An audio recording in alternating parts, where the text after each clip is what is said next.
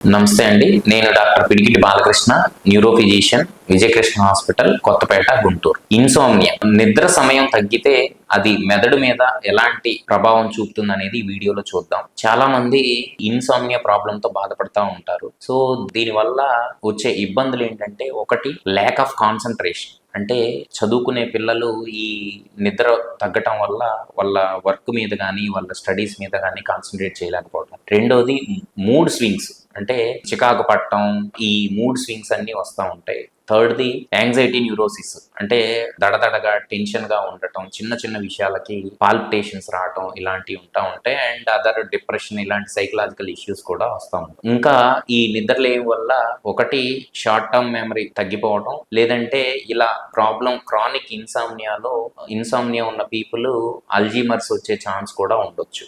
ఐదోది మైగ్రేన్ ఉన్న వాళ్ళకి ఇన్సామ్నియా ప్రాబ్లం ఉండొచ్చు. సో ఈ ఇన్సామ్నియా ఉంటే మైగ్రేన్ ఫ్రీక్వెన్సీ, అంటే మైగ్రేన్ వచ్చే రోజులు ఎక్కువగా, నెలలో ఎక్కువ సార్లు మైగ్రేన్ వస్తూ ఉంటుంది.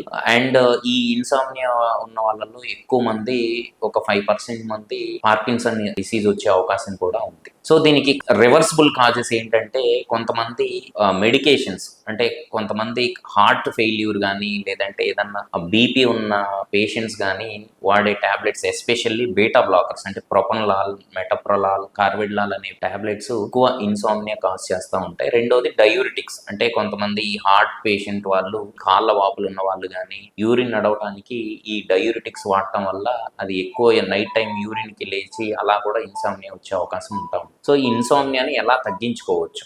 లైఫ్ స్టైల్ మోడిఫికేషన్, అంటే ఒకటి మీరు రెగ్యులర్ స్లీప్ ప్యాటర్న్స్, అంటే డైలీ ఒకే టైంకి స్లీప్లోకి వెళ్ళటం. రెండోది స్క్రీన్ టైం తగ్గించేసేయటం. అండ్ ఏదన్నా రివర్సిబుల్, అంటే ఈ మెడికేషన్ రిలేటెడ్ ఇన్సామ్నియాస్ ఉంటే ఆ మెడికేషన్స్ని ఆపేసి దానికి ఆల్టర్నేట్ వాడటం. లేదు క్రానిక్ ఇన్సామ్నియా ఉంది అంటే, సో దాన్ని మీరు దగ్గర ఉన్న న్యూరాలజిస్ట్ దగ్గరికి వెళ్ళి పర్మనెంట్గా ట్రీట్మెంట్ తీసుకోవాలి. Thank you.